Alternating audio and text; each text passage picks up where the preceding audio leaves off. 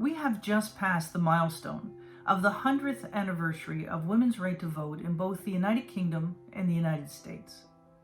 What better time to take a look at the state of women's rights in both countries? 5 women in the Women, Gender, and Sexuality Studies program and myself at Kutztown University in Pennsylvania traveled to England and interviewed 15 women from Preston in the north and from London in the south. We also interviewed 15 women in the Mid-Atlantic region about their views on the women's rights movement. Please join us as we all explore women's rights, feminism, women's self-empowerment, and the state of women's rights in both countries.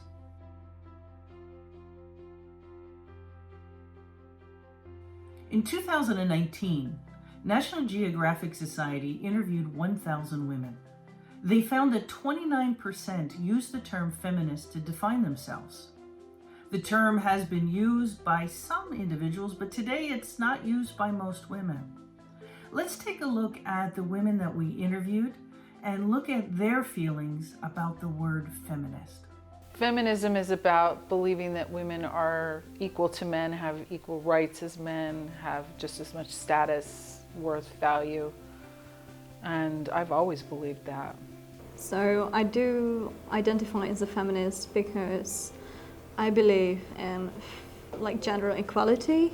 I also kind of feel that women were always oppressed, and it kind of sparked in me to feel, the strength to actually be someone as a woman. And it's the stereotypes that you meet every day that actually reinforce the feminist within me, basically.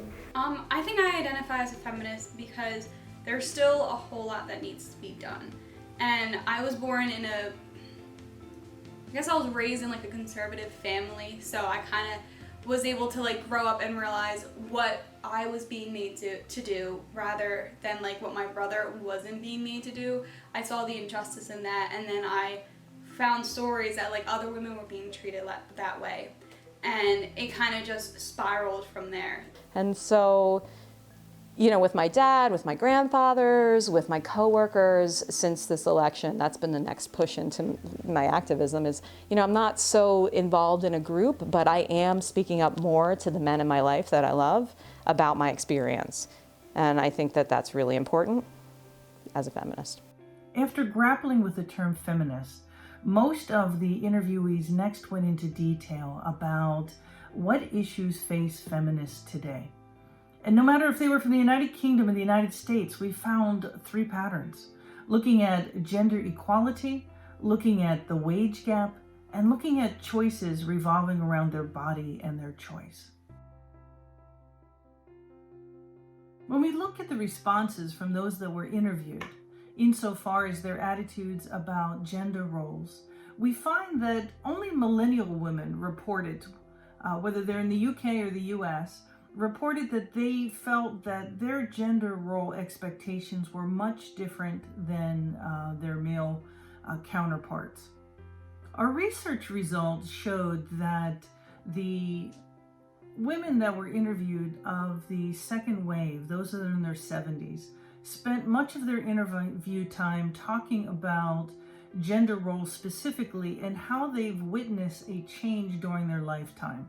How they found that occupations were limited to them, wages were limited to them, but it was those that are in the third wave, those that are in their 50s, 40s, and 30s, who reported watching their mothers being limited in the roles that were assigned to them based on gender, but having the ability themselves to pursue many occupations and have different roles in the household. My father always would say things like, obviously, don't underestimate yourself. You can do so many things. I remember my sister and my mother having an argument about her just being a teacher, or me just being a social worker. So, I had to sort of really pay attention to my ambition and try to, be ambitious around that. Oh no, like I had to do it all the time. Like all the aunts would be in the kitchen while like creating the food while the guys would go sit and like watch the football game. And I was like, I like football. Like I want to go watch it. Why am I stuck in the kitchen? Boys, this everyday stereotypes like, oh, you belong to the kitchen, you don't know history, you shouldn't go to politics because you're a woman, you're too emotional to do that. And it just reinforced the idea about feminism and about why feminism is important, why should I be feminist. Will hear me say over and over, I'm not a maid, I'm your mother, so you don't need a mother for that, go take care of that yourself. And that's like kind of how we try to enact feminism in our own house, which is like, you can learn how to do laundry and cook, thank you very much. You will clean the bathroom. You will learn how to clean the bathroom, my 7 and 9-year-old white boys. Yes, you will. So, and my husband really is good with that. Like, he's pretty good with that. But, in the beginning, I was the one who was there. I was there more often. So, and it was sort of just assumed that I would work less. So I'm sort of really excited about him not working and me working more, because it makes me feel like, okay, like in the course of a marriage, things can sort of equal out over time. So during the beginning of the marriage, I thought this was wonderful. I had somebody to cook for, and my husband would come in and he'd put his feet up and he would read the paper and I would be busy in the kitchen and I would look after our lovely flat. When my first baby came, I suddenly realized that I was doing absolutely everything. And then when I became a mother, that was another time when it felt like a push into feminism more. I had a pregnancy loss, and I remember when that happened being like very angry that my lovely doctor, my lovely male doctor, couldn't give me any reason why I was having a pregnancy loss. Like there was no reason for it. And I remember thinking very clearly, like the healthcare system is really biased. Like if this was happening to men, there'd be more of a reason. There would be more research into it, and he couldn't even give me research around it. So I remember feeling very clearly when I became a mother that, hold up, like this system is really rigged against women, the medical system, the healthcare system. The expectation was you could be a secretary, which is what my parents wanted me to be, then I'd meet a nice businessman, a nurse or a social worker, which is what I actually was. And now young women can be anything. They can be business people, they can be lawyers, they can be doctors. There's a huge difference. Women in their 20s in both the United States and the United Kingdom saw the wage gap as a huge problem for women. The women that we interviewed in their 70s, whether they were in the United Kingdom or the United States, spoke about working and a pride in entering male-dominated professions. However, they also spoke about the difference in how hard they worked versus men in the same job and how little pay they got for the same exact work. I think there's a lot of things that the women around me can bond together with, and I think feminism is one of them, because even if you don't like calling yourself a feminism, you can't be a self-respecting woman and be like, well, women don't deserve to be paid any more. They don't deserve to be paid equally to men, because that just sounds ridiculous. Like, why shouldn't we get paid equally to men, Really sad now to see young women still having to fight about equal pay. Okay, they got their jobs in the BBC, that's our media service, but then we discover that there's a massive pay gap between men and women. It's 2019 and still we struggle, and still there is like 21% pay gap, which is awful. In the United Kingdom, the women that were interviewed spoke about the importance of marching not just for women's rights and women's right to equal pay, but also marching and protesting for workers' rights. They talked about how many of the women that were leaders in the women's movement were also leaders in the workers' movement. Having autonomy over one's body is another issue that came up again and again in the interviews. The topic of the right to an abortion and the attacks most recently on the right of personal choice being legislated by different states in the United States, being challenged at the Supreme Court level at the United States, is also an important issue in the United Kingdom at this time. In the first few months of 2019, Nearly 30 states in the United States introduced some form of an abortion ban in their legislation. 15 states have specifically been working with so-called heartbeat bills that would ban abortion after 6 weeks of pregnancy. Abortion legislation in Northern Ireland was mentioned as a major issue amongst those that were interviewed from the United Kingdom.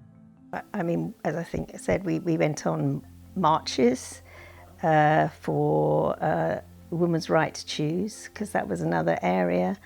The whole abortion campaign was a massive amount of activity, and one of the things we set up in our community centre were pregnancy testing and counselling and helping women to make a choice about what they wanted to do in their situation, rather than being forced into things that they didn't want to choose. Women band together to try to keep the rights to their body. So with abortions, or just being able to have a say in what they can do with their body. I think that is a huge thing that I've been witnessing, especially nowadays where they're trying to take away those rights. And a lot of people are banding together and being hey, this is a woman's body, and if she wants to do whatever she wants to do, then who are you to tell her no?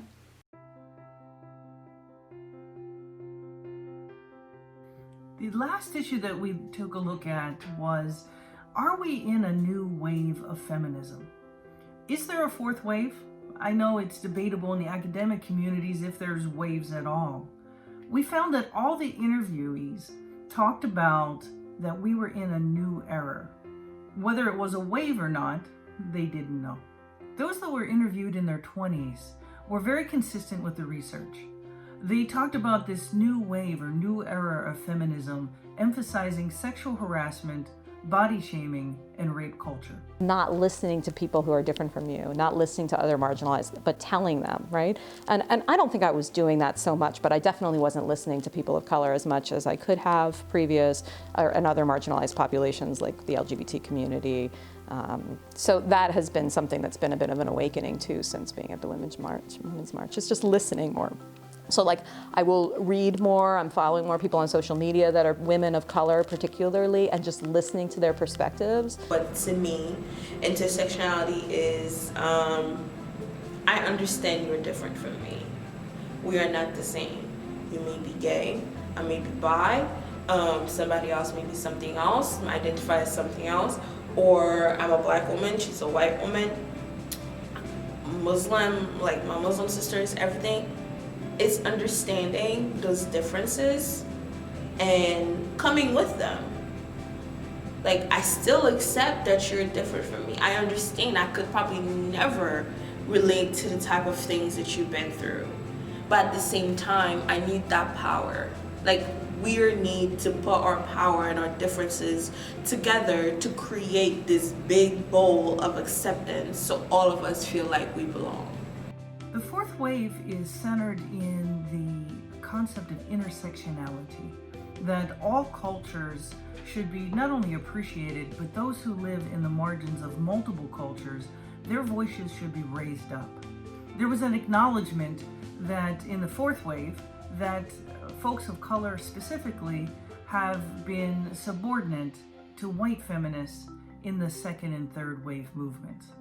However, the interviews showed that the second wave feminists that we interviewed both in the United Kingdom and the United States talk about the intersectional nature of marches, women's marches, environmental marches, workers' rights marches, and how many different groups of people participated, were represented, but were not necessarily in the top leadership.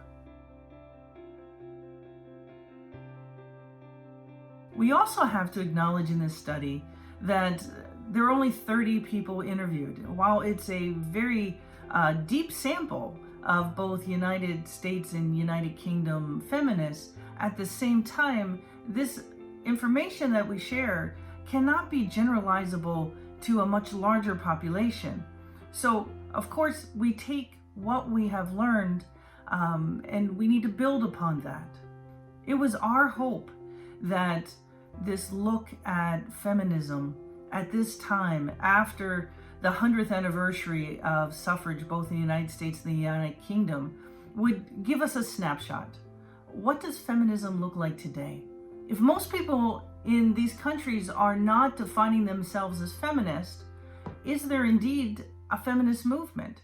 And if there is, how many people are actually participating? And is it significant?